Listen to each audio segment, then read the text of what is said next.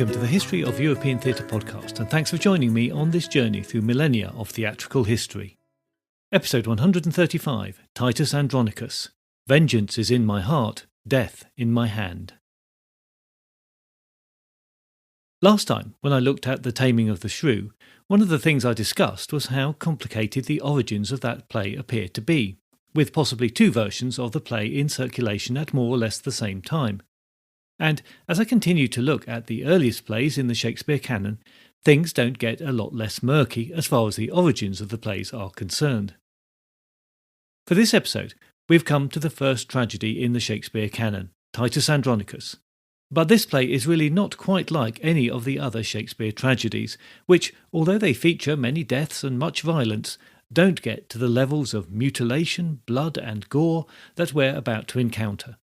If trigger warnings had been a thing in Shakespeare's time, then the board outside the playhouse would have been filled for this one. You have been warned. The first mention we get of Titus Andronicus is in Henslow's diary, where, on the 24th of January 1594, he recorded the play as taking £3 and 8 shillings. This was a very decent taking for a performance, suggesting that the play filled the Rose Playhouse to the rafters. Henslow uses the NE designation on the record, which we take to mean as a new production, although in this case perhaps that meant new to him. Last time I mentioned a play named A Knack to Know a Knave, because it appears to include some references to The Taming of the Shrew, and this is also thought to be true for Titus Andronicus. If that is the case, then the play must have been around by 1592. We have a firm performance date for A Knack to Know a Knave of the 10th of June 1592, again from Henslow's diary. But this connection is by no means certain, and the situation isn't helped by the 1594 quarto printing of Titus Andronicus, where on the title page 3 playing troupes are credited as having given performances: Derby's men, Suffolk's men and Pembroke's men. This is highly unusual in printed editions, where usually only one troupe is credited. So this configuration gives us some pause for thought. We are in the period where the acting troupes operating in London were going through a period of change and mergers, from which, unfortunately, we have very little clear detail. As you know, the playing troupes held ownership over the plays, which means that Titus Andronicus could have been a new play, or a revival of an older piece that came into the hands of the players at the Rose for the first time, because of all the changes in the constituent parts of the playing troupes.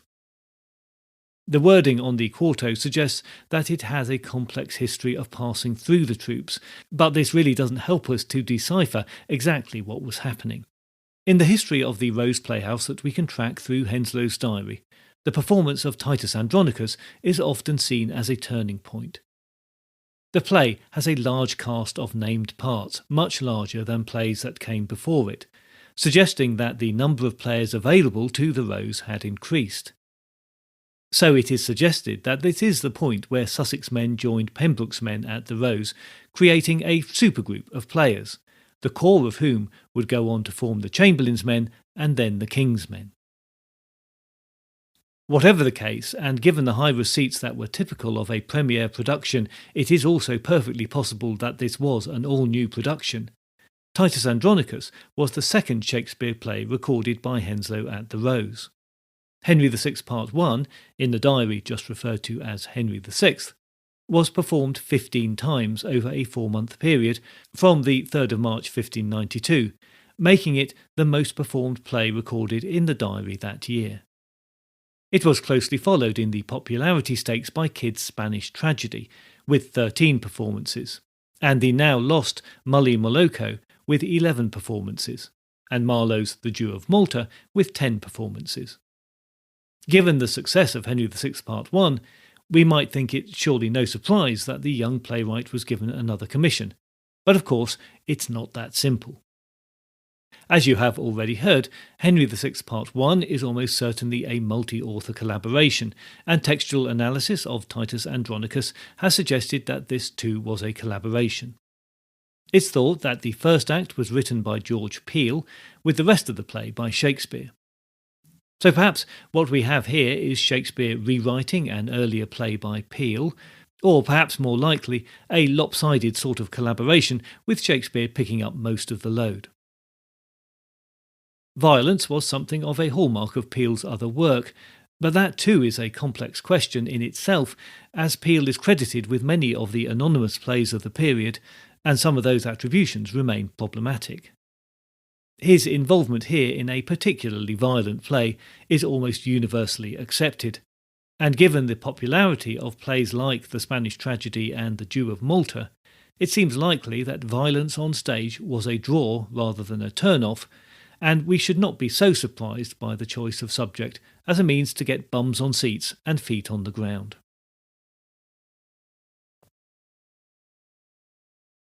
The play was registered for printing with the Stationer's Office in February 1594, which both gives us an indication of its popularity and a latest composition date of 1593. That popularity seems to be confirmed by Ben Jonson when in 1614 he compared Titus Andronicus to the Spanish Tragedy.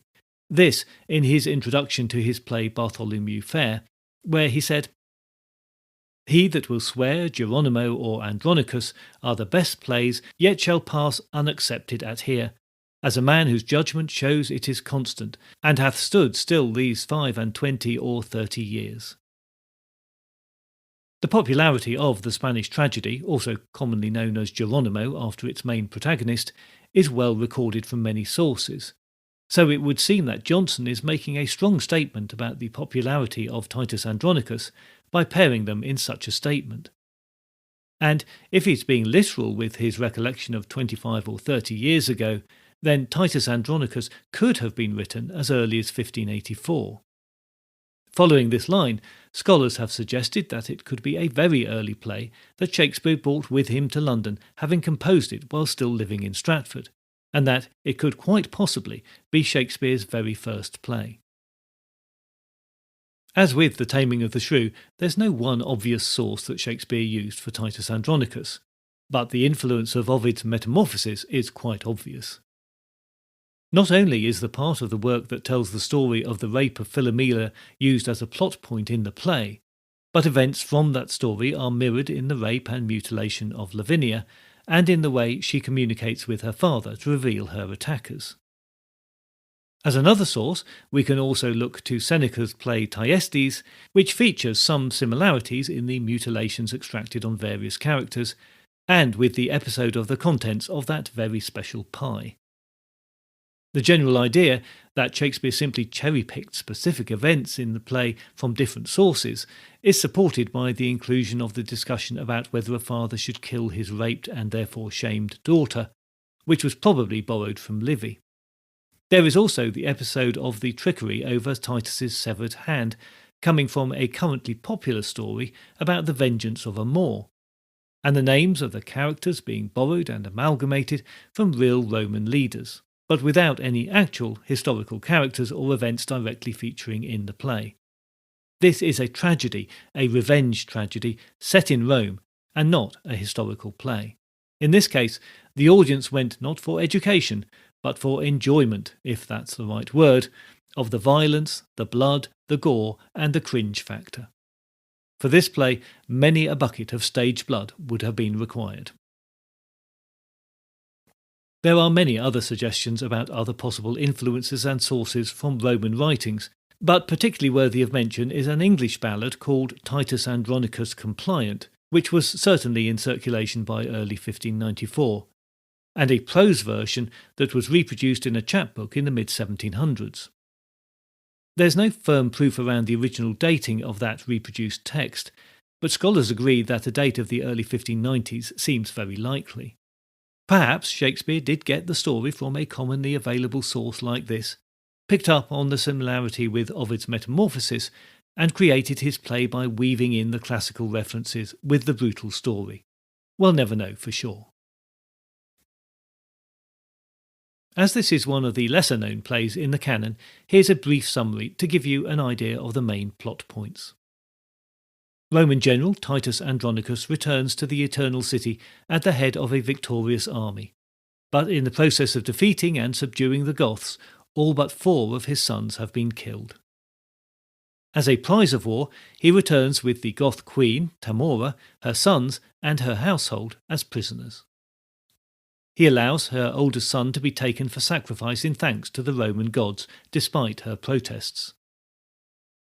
Rome is leaderless following the recent death of the emperor, and Titus rejects the offer of the throne because of his advancing age and, without much thought, puts his support behind the oldest son of the late emperor. Saturninus is duly elected and resolves to take Lavinia, Titus's daughter, as his bride. She is already betrothed to Saturninus's younger brother Bassianus, and they secretly marry, assisted by Titus's sons. On discovering this, and in a fit of rage, Titus kills his oldest remaining son. Saturninus takes Tamora as his bride, making her empress. Titus is irked by these events, but complies with the emperor as a good citizen. Tamora's lover, Aaron the Moor, persuades Tamora's 2 remaining sons to kill Bassianus by throwing him into a pit during the emperor's hunt, and once that is accomplished they rape Lavinia, cutting off her tongue and her hands so that she cannot identify them. Aaron then implicates 2 of Titus's remaining sons in the murder. On Aaron's advice to placate the emperor and save his sons, Titus cuts off his own hand as a display of loyalty. But Aaron betrays him and returns his hand along with the heads of his sons.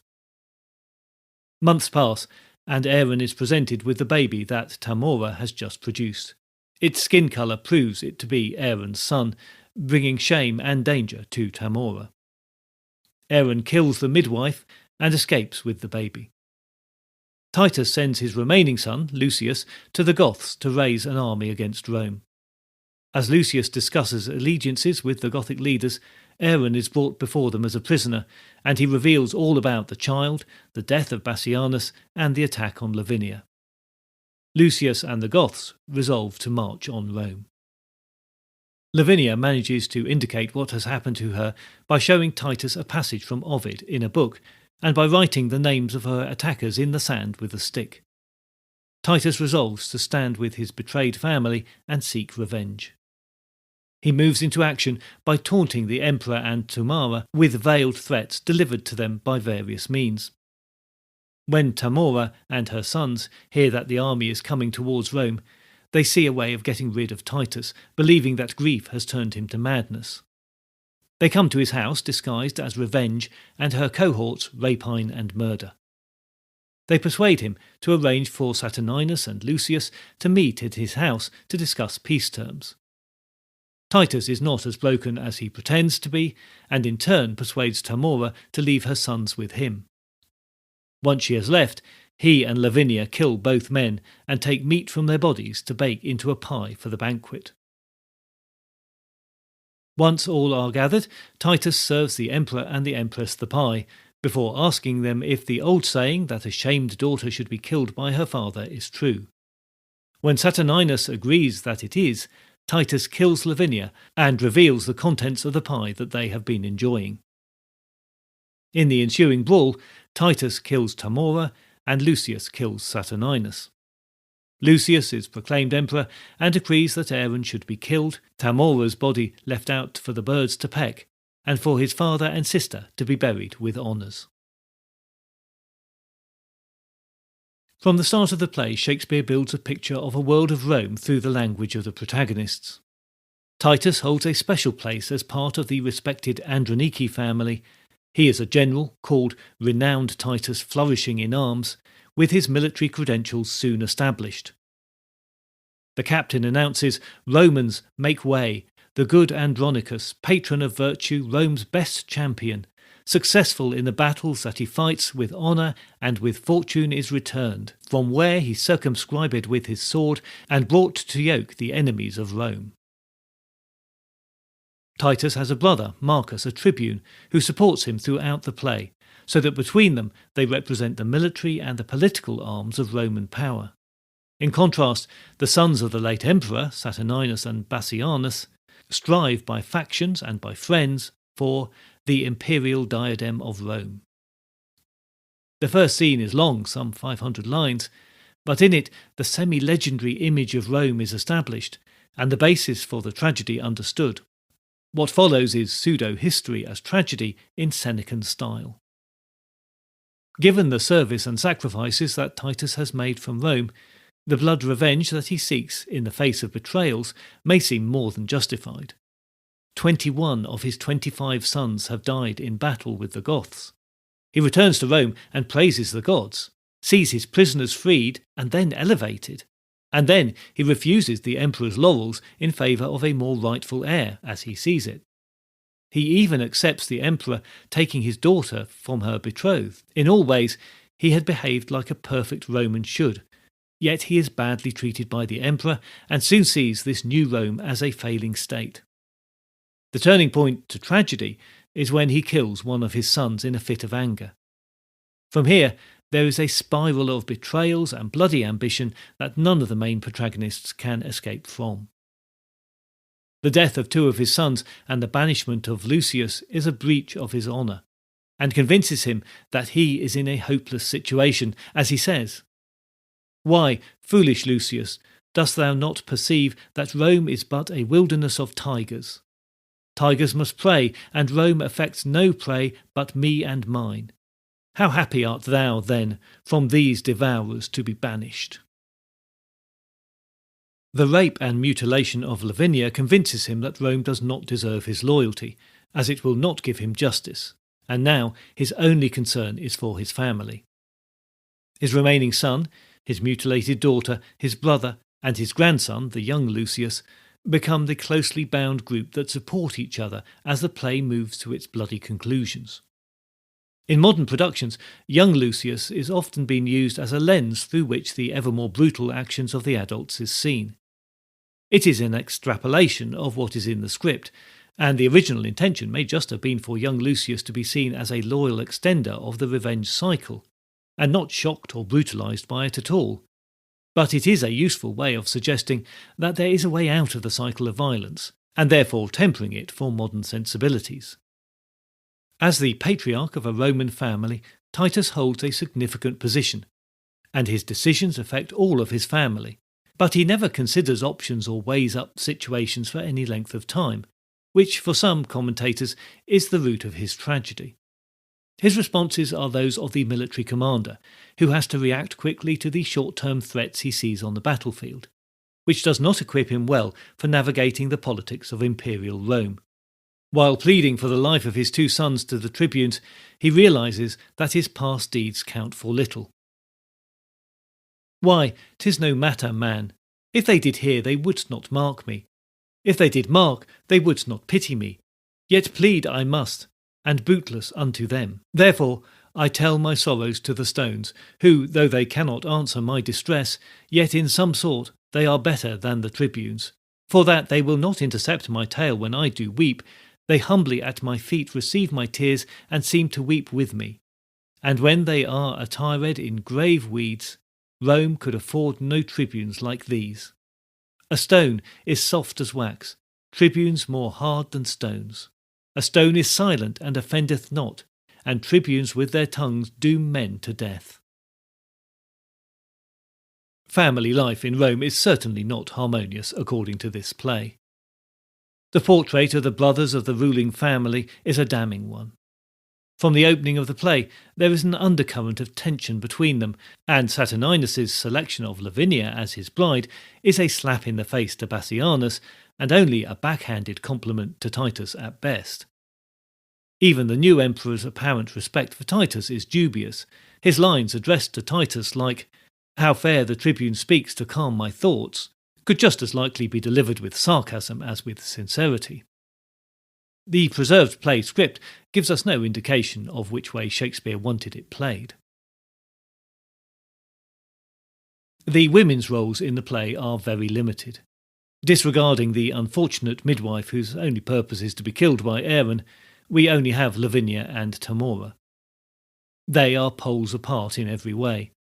Lavinia is the ideal Roman and Elizabethan woman, whereas Tamora wears her sexuality on her sleeve and takes control in organising plans and contributing to murder.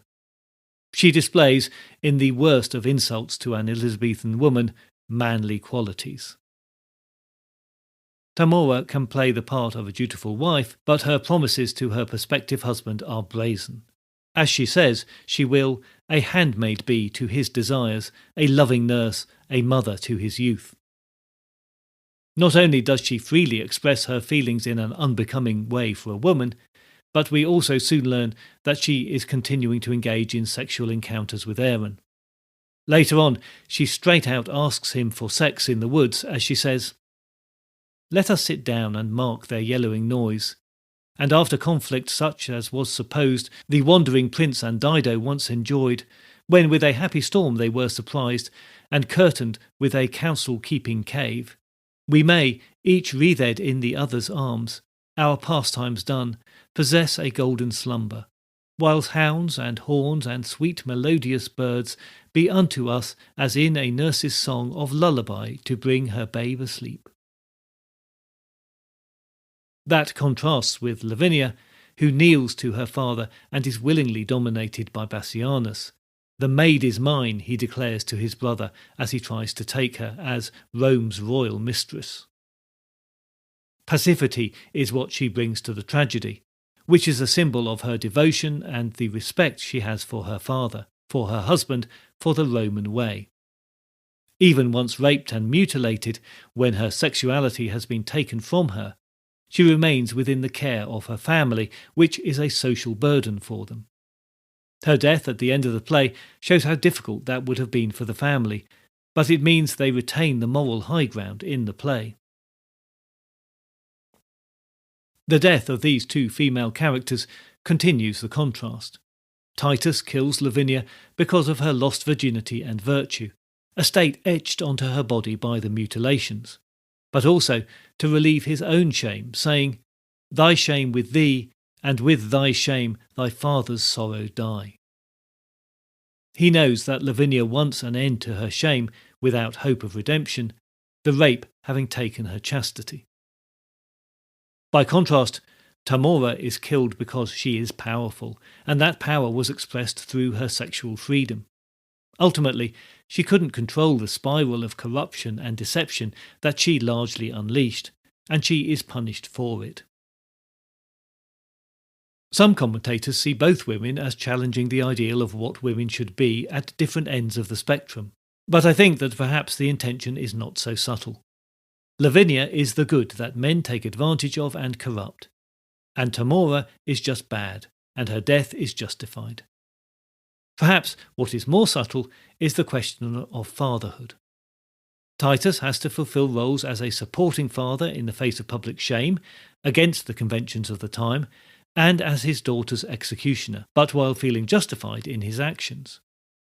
Is there a contrast intended here with Aaron, who as soon as he meets his son takes on the role of mother and protector for the infant, even to the extent of asking for his child's life to be spared when all is lost for him? Maybe, but perhaps for this play that is much more than was ever intended. The thread of references to Ovid's Metamorphosis runs through the play, over and above the obvious use of it in Lavinia's storyline. For example, close to the opening of the play, Tamora, mourning the loss of her sacrificed son, is comforted by her son Demetrius, who says, "Then, madam, stand resolved, but hope withal the self-same gods that armed the Queen of Troy, with opportunity of sharp revenge upon the Thracian tyrant in his tent, may favour Tamora, the Queen of the Goths." The allusion is to the story of Hecuba, the defeated Queen of Troy, whose daughter Polyxena was sacrificed to the gods.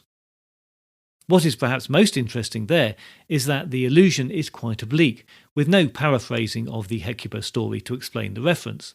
There is an expectation here that, at least for some of the audience, the reference would be understood, that Ovid was well known enough to be recognised. The parallels in the two stories are not exact, but the allusion still served to signal to those who recognised it that revenge would become Tamora's driving force. There are a couple of ways in which Titus Andronicus calls on features of an earlier type of theatre.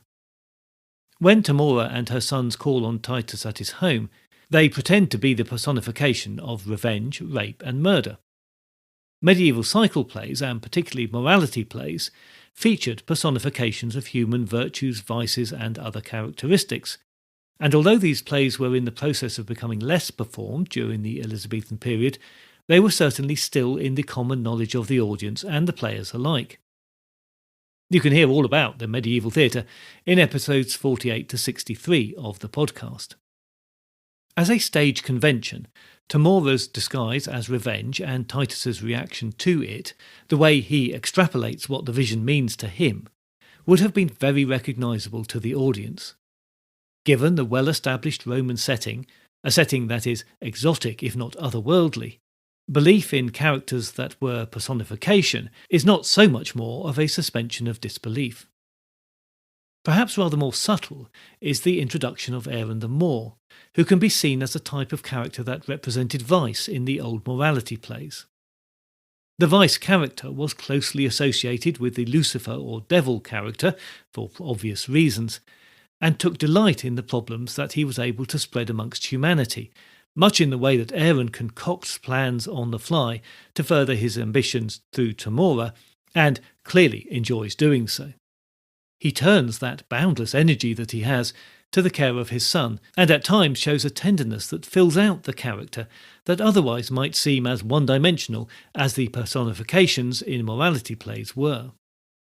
In fact, for me, Aaron is one of the most enjoyable characters in the play, because he is an uncomfortable mixture of good and evil. Vengeance is in my heart, death in my hand, blood and revenge are hammering in my head. We can't look at this play without considering the impact of the violence in it. Assuming that the act and the after effects of lopping off hands, cutting out tongues, placing human flesh in pies, or just the general murdering that goes on, were played out in the most realistic ways for the greatest effect, what, we might wonder, is the purpose? We know that the Greeks avoided death scenes on stage and relied on the imagination of the audience to create the horror. That the Romans, with the exception of Seneca as far as we know, generally reserved their bloodthirsty pastimes for the sports arena, not the mimetic theatre. And that medieval theatre could be spectacular, but the impression is that it was not gratuitously violent in the same way that the English Renaissance stage could be. With the public liking for stage violence established by the popularity of the likes of Kyd and Marlowe, was this genre an obvious choice for a young playwright trying to make his mark? Thanks to the depth and the breadth of the canon, we like to think that Shakespeare had loftier intentions for the theatre, and so this is often put down to youthful inexperience, or the poverty of the newly arrived in London driving the budding playwright to take on whatever work he could get for some income. As we have virtually no detail of Shakespeare's life at this time, or of the circumstances of his arrival in London, we will never know his motivations for sure. But the idea that this was a populist entry piece is appealing. In the language of the play, we can perhaps detect a tension between the spoken lines, those classical references, and the subject matter.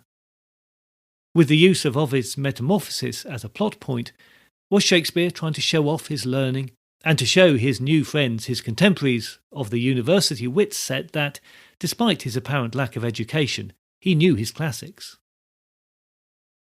As a final point, I should mention that the play is also notable for being the subject of the only contemporary illustration of a Shakespeare play. Known as the Peacham Drawing, and currently in the library at Longleat House in Wiltshire, the seat of the Marquis of Bath, the drawing appears to show the scene from Act 1, where Tamora pleads with Titus for the life of her eldest son. The sketched figures clearly show a regal female with two kneeling and supplicating youths behind her, while behind them stands a black-skinned man brandishing a stick or a sword. Standing in front of the kneeling queen is Titus, dressed as a Roman senator, and behind him 2 armed soldiers. Underneath the illustration, the rest of the page is filled with quoted dialogue from the play. For some, this illustration, if we can take it as a literal description of the stage costumes, is the most informative document that we have of the type of costume used in Elizabethan theatre. In fact, the picture is not an exact illustration of that scene, as Tamora's oldest son, then a captive, is not shown, and Aaron the Moor is shown as free, and possibly armed, when he was still also a prisoner at this point. Probably, the illustration was always intended to be a composite image of the play, and the inclusion of Aaron makes the scene quite exotic. The stick he holds may not be a sword, but the long staff that was associated with the vice character from the morality plays that I mentioned earlier. That would further indicate that Shakespeare was indeed mining quite explicitly existing stage conventions to inform the characters he was putting on stage. However, that discrepancy in the illustration has led some scholars to think that the picture is in fact of a 1630 German version of the play. I've used the illustration in the social media postings associated with this episode so that you can take a look at it in detail. The page is signed by Henry Peacham, who was a published writer and poet, and dated in an encoded style, the meaning of which has never been proven, but is taken to mean 1595. Other annotations relating to the drawing appear to have been added by the Victorian Shakespeare scholar John Payne Collier, which only goes to complicate matters, as he was also a notorious forger of Shakespeare documents. For a long period through the 18th and 19th centuries and well into the 20th, Titus Andronicus was seen by many as little more than a gore-fest, with no serious meaning. No better than a penny dreadful, no more serious than a Hammer horror film. The more squeamish of critics even suggested that Shakespeare's input cannot have been anything other than minimal. However, more recently the play has had something of a rehabilitation, which tends to centre around 2 points. There is the way in which Titus's grandson, young Lucius, can be used to either show the impact of violence on the young or as a counterpoint to the depraved action of the adults. But perhaps more significantly, there is the brutalisation, disfigurement and rape of Lavinia. Changes in women's place in society in many parts of the world throughout the 20th century, and which continue today, have enabled, perhaps should I say forced, audiences to see much more meaning in the role of Lavinia. Parallels with violence against women and the denials of their right to have an equal voice, let alone with speechlessness, are easily drawn. Her mute state makes a strong contrast with the high-flying language used at times by Titus and the other male characters, as they display both political strength and cultural erudition. And let's not forget that she too knows her way around Ovid, as Shakespeare clearly did, but is now denied the use of language. However much we might think the original audience were there just for the gore-fest, I have to wonder if, for Shakespeare at least, Lavinia always was an important character who, for him, carried the most significant theme of the play.